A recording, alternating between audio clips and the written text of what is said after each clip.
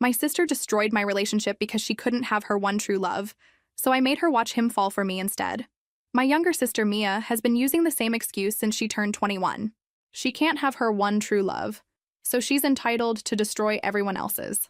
And I don't mean that in the cute, she's still hung up on her ex kind of way.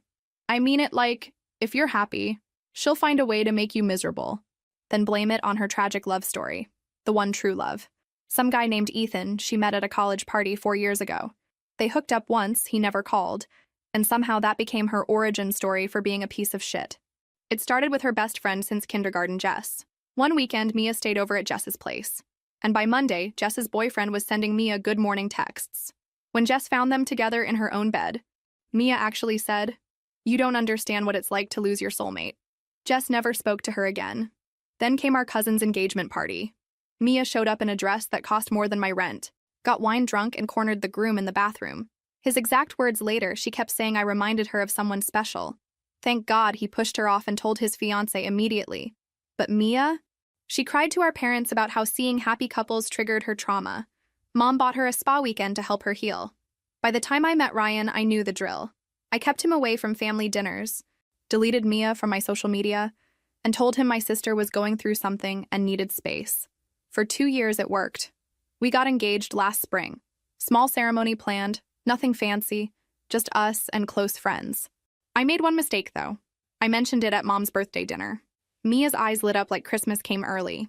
"I'm so happy for you," she said while hugging me. "When do I get to meet him?" A week later, Ryan showed me his phone laughing. "Your sister found me on Instagram with some fake account. Look at these messages." We read them together, mocking her desperation, and then he promised to block her. Well, 3 weeks before my wedding, I had the flu. Bad. Ryan was supposed to be at his brother's golf tournament for the day, but my friend lived near Mia's apartment complex and texted me to come over since I was already at my sister's. What? She said she'd seen Ryan's Tesla in the visitor spot. My chest went cold. I drove over, fever and all, and used the spare key Mia had given me for emergencies. I found them on her couch, her head in his lap, his hand in her hair, both half-dressed. She looked up at me with those fake tears already forming. "I'm so sorry," she whispered. "He just reminds me so much of Ethan," and I stormed out. He didn't even try to save what we had. That's when I decided she'd learn what losing really feels like. See, Ethan wasn't some mystery man who just vanished. We'd actually been following each other on Instagram for 3 years. We had mutual friends from college. The occasional like on each other's posts, but never really talked. He lived 3 hours away, worked as a physical therapist, and posted videos of his golden retriever. So I split into his DMs with a simple message. "Hey, this is weird, but my sister had a thing for you in college and just ruined my wedding. Want to help me ruin her life?" He responded in 12 minutes. "Mia, the girl who showed up at my mom's house? I'm in." Turns out she'd driven to his hometown, introduced herself to Ethan's mother as if she were an old acquaintance, telling a distorted story about how he was the love of her life, how they had been separated by circumstances. His poor mother believed it. She invited Mia for tea, they took selfies together, and she even posted saying, "Reuniting with my dear future mother-in-law." Ethan sent me everything, screenshots, videos, and even an audio of his mother saying, "She seemed so sincere, dear. I'm sorry if I caused any problems." That's when I knew. Mia wasn't going to stop. She didn't know how to love, only how to possess. And what she couldn't have, she destroyed. But this time, she didn't count on 2 things. That I was no longer that sister who let things slide, and that Ethan was willing to play the game. We planned every step. He would come visit me on the weekend of the family lunch. I hadn't spoken to Mia since I caught her with Ryan, but I knew she'd be there, because it was my father's birthday and no one ever missed the perfect family event. And me? I would show up with Ethan, holding hands, laughing, acting exactly how she dreamed of acting with him. On Friday, I picked up Ethan at the bus station. He was even more handsome in person. Charismatic, funny, gentle. The kind of man who shines effortlessly. The kind of man Mia couldn't manipulate. And he knew it. In the car, we rehearsed our lines, coordinated our gestures. And on Saturday, at 1 p.m., we parked in front of my parents' house. I walked in wearing a new dress, high heels, and a smile on my face. Ethan held my hand as if we'd been a couple in love for years. Mia was in the living room, laughing with my uncle when she saw us. Her laughter died in her throat. "Everyone," I announced, as if it were the most natural thing in the world. "This is Ethan." The name hit her like lightning. She went white, then red, then forced herself to smile as if it were funny. "Ethan," she said, forcing an awkward laugh. "Wow, what a coincidence." He smiled politely. "Hi, Mia, good to see you again." That destroyed any control she still pretended to have. She stammered something, but I was already sitting down with him beside me, taking photos, posting stories. My every move was a blade to her vanity. During lunch, she tried to make conversation with him, reminisce about something from college that never actually existed. But Ethan made sure to look at me the whole time, call me love, put his arm around my shoulders. And every time he did that, Mia pressed her lips together as if she were swallowing glass shards. After the birthday toast, she finally couldn't take it. She locked herself in the bathroom. I followed her. I knocked on the door until she opened it. "What do you want now?" she asked with smeared makeup and a pleading look. "Just came to see if you're okay," I replied with fake concern. "After all, it must be hard to see a soulmate in your sister's arms, right? You're doing this just to hurt me.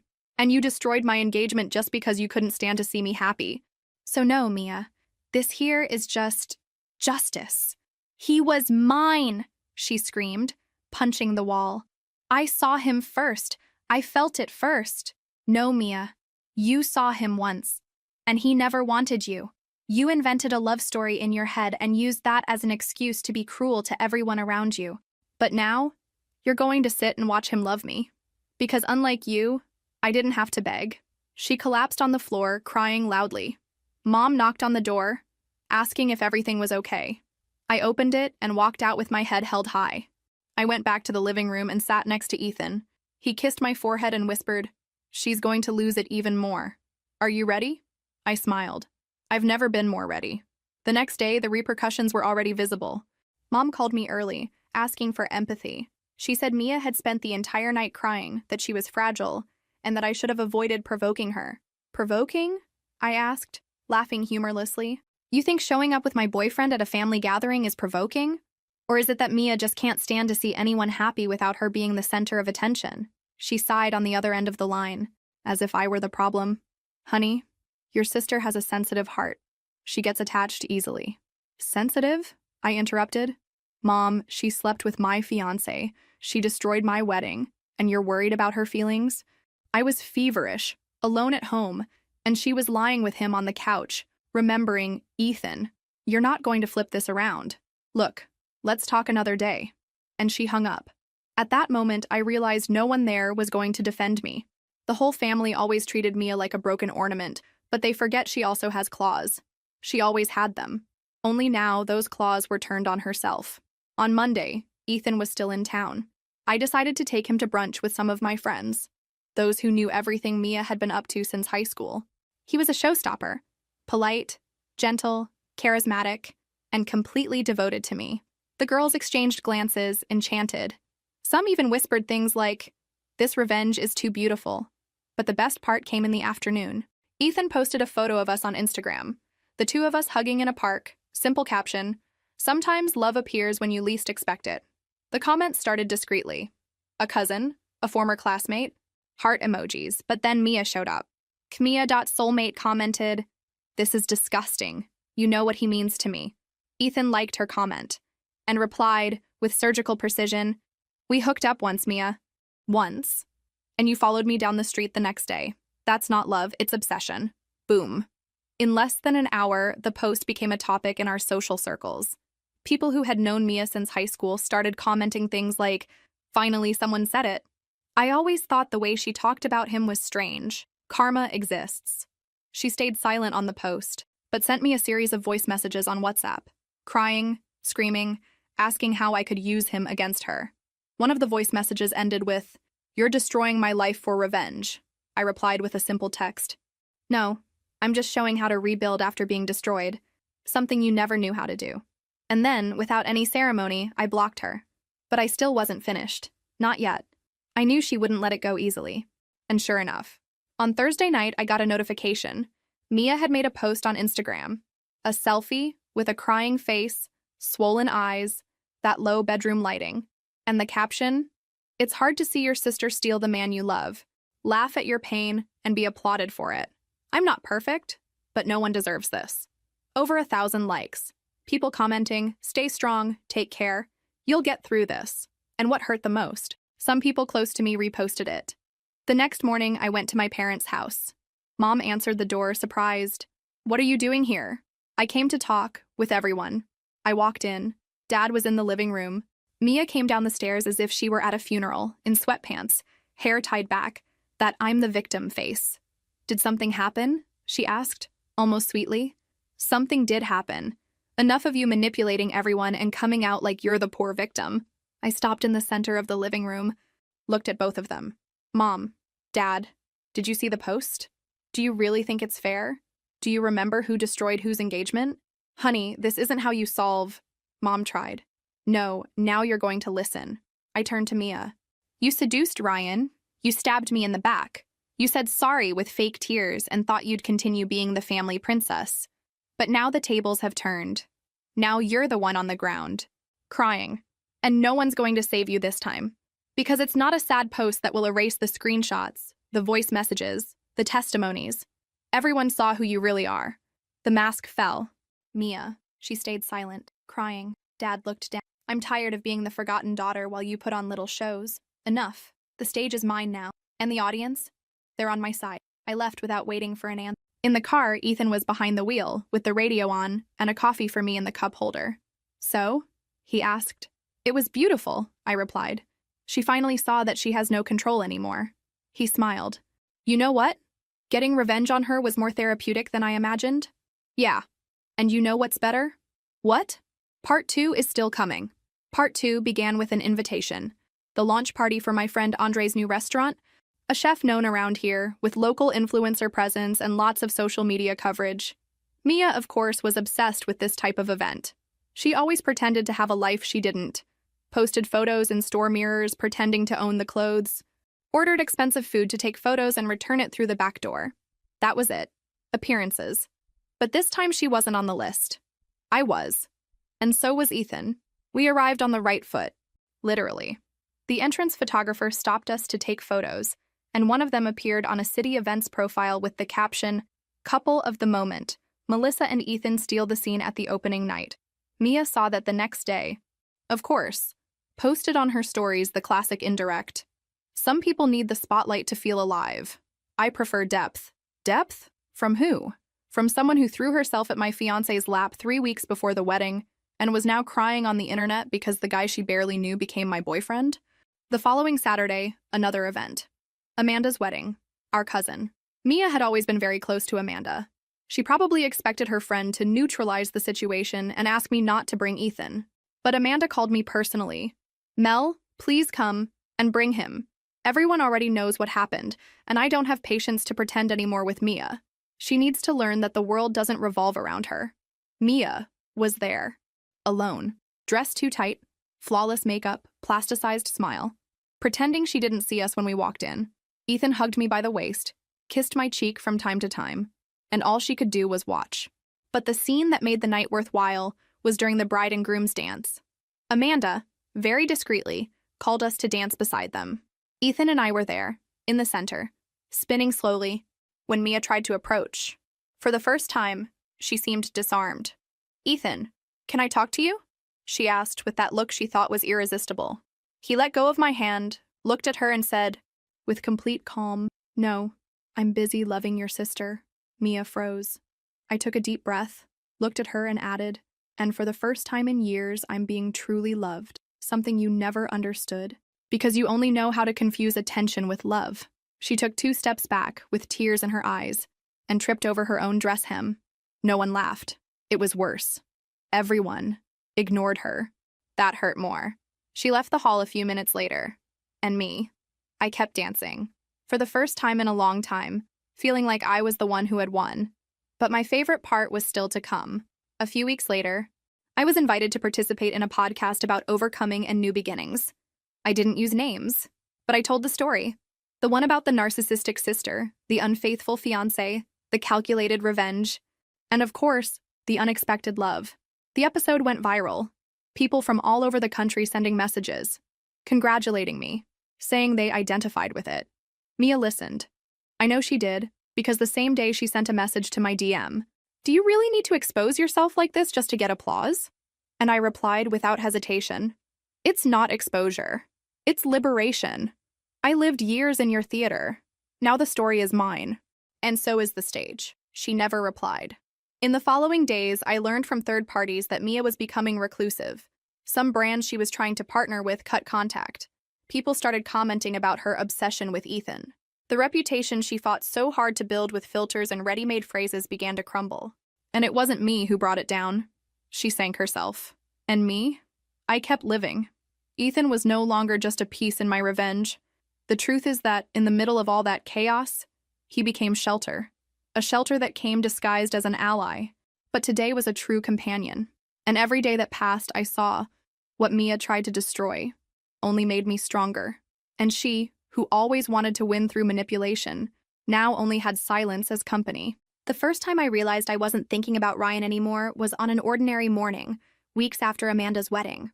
We were in my apartment, the sun was gently shining through the window, and Ethan was in the kitchen, shirtless, making pancakes, the way he had been doing since the first week he spent with me.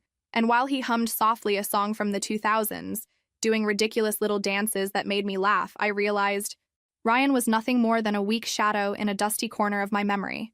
It wasn't just revenge, not anymore. It was the way Ethan held my hand even when he didn't need to. It was how he listened to my childhood stories with a sincere smile, even though he already knew them all. It was how he looked at me while I read a book on the couch, as if he didn't need anything else in the world. I didn't expect this.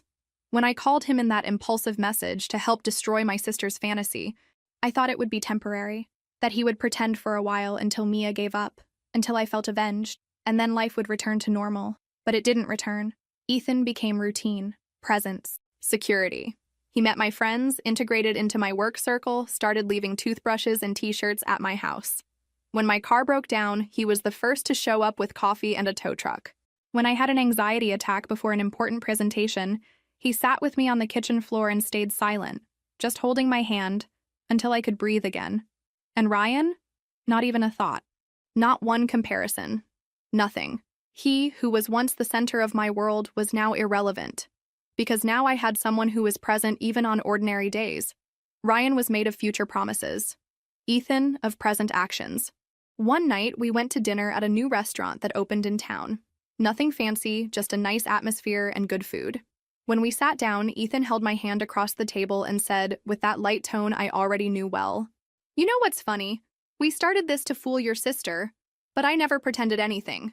I was silent for a few seconds, my heart racing. "I'm not pretending anymore either," I replied, with an almost embarrassed smile. He laughed and raised his wine glass. "To the best revenge, then?" "No," I corrected. "To what comes after them." We toasted. And for the first time in a long time, I was at peace. Without resentment, without ghosts, without wanting someone to notice or validate me. I was there for myself, and so was he. A few days later, walking through downtown, I saw Ryan, alone, walking with his head down, as if the world was too heavy. It was automatic. I looked away. Not from pain, but because it simply didn't matter anymore. He saw me, hesitated, almost came to talk. But when he noticed Ethan approaching and intertwining his fingers with mine, he backed away. Maybe he finally understood that there was no more space for him, that the place he wasted with lies and omissions was now occupied by someone who, without promising anything, gave me everything. That night I hugged Ethan tighter and whispered without thinking much, "Thank you for showing up." He looked at me with that calm smile that said everything, even in silence. And I knew. Revenge gave me justice. But it was the after that gave me love. Months passed, and what began as a sharp response to my sister's poison became the sweetest part of my life. Ethan was no longer a plan, a move, a well-orchestrated provocation. He was my home, my partner in silences and laughter. We slept together almost every night, sometimes at my house, sometimes at his, where the golden retriever insisted on sleeping between us, like a guardian accomplice to this unlikely story. He officially asked me to be his girlfriend on a simple night, on the couch, while we ate pizza straight from the box and watched a silly documentary about marine life. "Do you think it's too early for this?" he asked, with the pizza box balanced on his lap and a smile at the corner of his mouth. "Or is it already too late?" "I think we've already been through worse phases than any couple together for 20 years, I replied, laughing. "It's just a title, but yes, I want to." And that's how it stayed. We didn't talk about Mia anymore.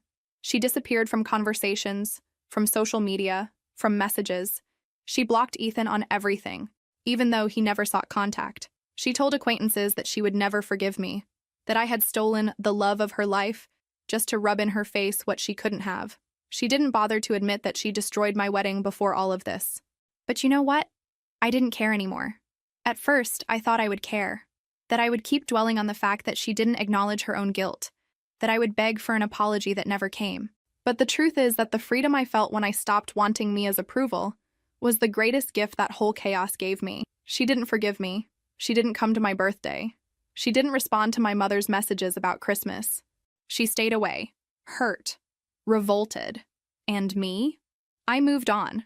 I traveled with Ethan to the countryside, met his mother, this time officially, helped paint the wall of the new clinic he opened, learned to deal with the messy dog, and little by little, we built a routine that was light, true, without masks, without games.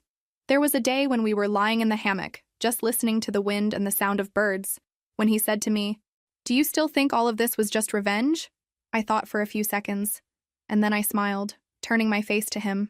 Maybe it started that way, but it ended up being the best thing I ever did for myself. He kissed my forehead, and we stayed in silence.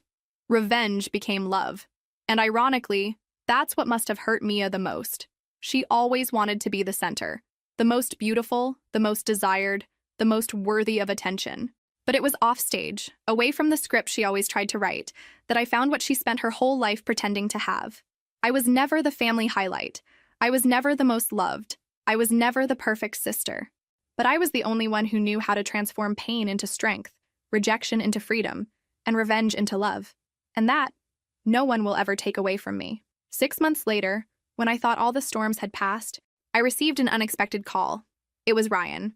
I didn't answer the first time, or the second. On the third, Ethan was beside me and simply said, "Answer it. You need to close this cycle." "Hello," I replied, with the most neutral voice possible. "Melissa, it's me." His voice sounded tired, defeated. Can I talk to you? In person?" I thought about hanging up, but Ethan was right. There was something that needed to be said. We arranged to meet at a neutral cafe, far from any place that held our memories. When I arrived, he was already there. Disheveled hair, deep dark circles. He seemed to have aged years in just a few months. "Thank you for coming," he said, without looking me in the eyes. "What do you want, Ryan?" He sighed deeply. I wanted to apologize, really, and explain. Explain what? That you were holding hands with my sister 3 weeks before our wedding? "It wasn't like that," he murmured. She came to me when you were sick, said she needed to talk about something important about you, that there were things from your past I needed to know before marrying you." I felt a knot in my stomach. Typical Mia. "And you believed her?"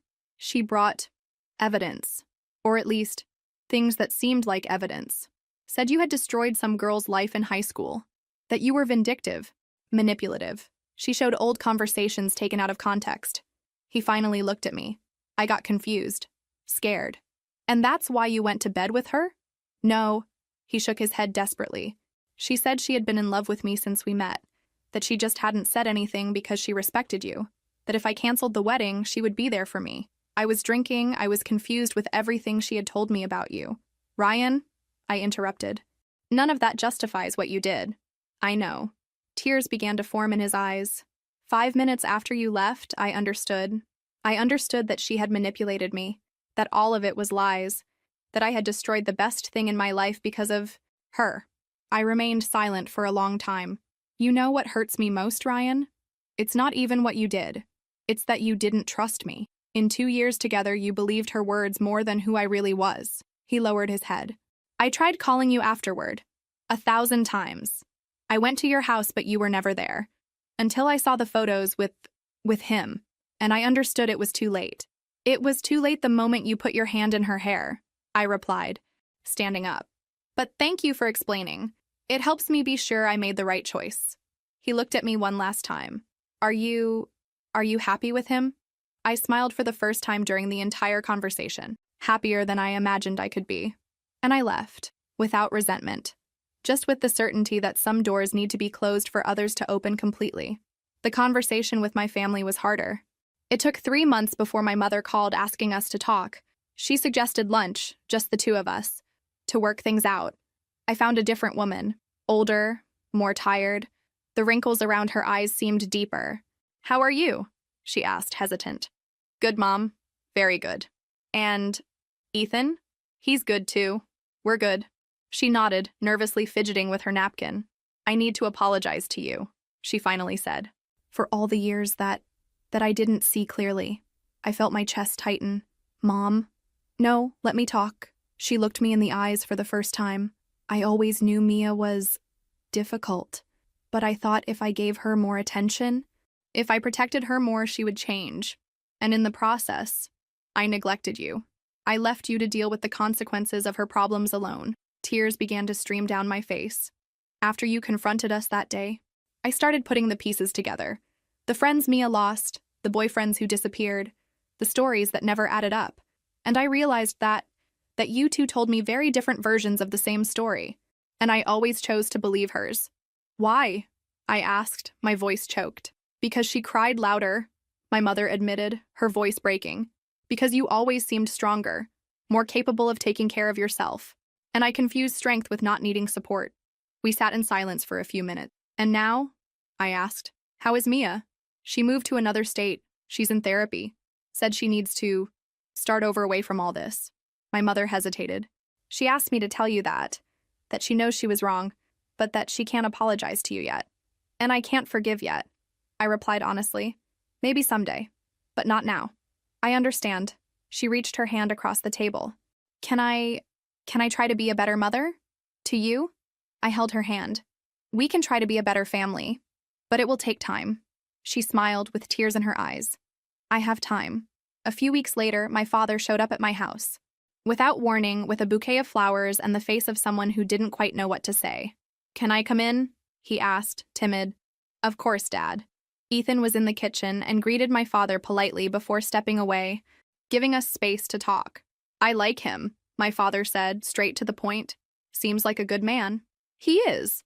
I came here because your mother said you two talked, and I realized I never apologized to you. My father was never one for many words, so this surprised me. I always knew Mia was problematic," he continued, "but I thought it wasn't my problem, that it was women's business, that your mother would solve it. But in the end, you both suffered. And you especially." "Dad." "No, daughter. Let me finish." He sat on the edge of the sofa. "I failed as a father. I failed to protect you. I failed to educate her. And I failed to teach you both that sisters should support each other, not destroy each other." I felt a lump in my throat. "Your mother told me about Ryan, about what she did to you." He shook his head. "If it were me, I would never forgive. But you found a way to transform all that pain into something good. And I'm proud of that. I'm proud of you." They were the words I had waited my whole life to hear. "Thank you, Dad. Do you think there's still time for me to be a better father?" I smiled, even with my eyes welling up. "There's always time." That night, I told Ethan everything. He listened in silence, just holding my hand. "How do you feel?" he asked when I finished. "Free," I replied, surprised by my own response. For the first time, truly free. "And about Mia?" I thought for a moment. "I hope she finds her peace. Away from me, but I hope she finds it." He smiled and kissed my forehead. "You're incredible, you know that?" "We're incredible," I corrected. "Us." And it was true. Because in the end, it wasn't just about beating Mia or getting revenge on her. It was about learning that I deserved to be loved properly, defended, respected. It was about discovering that family isn't just who's born with you, but who chooses to stay by your side. It was about realizing that sometimes, to find the love of your life, you first need to stop accepting crumbs from those who never valued you. And today, when I wake up next to Ethan, with the dog sleeping at our feet, I know all the battles were worth it, because they brought me here. To him, to us, to peace,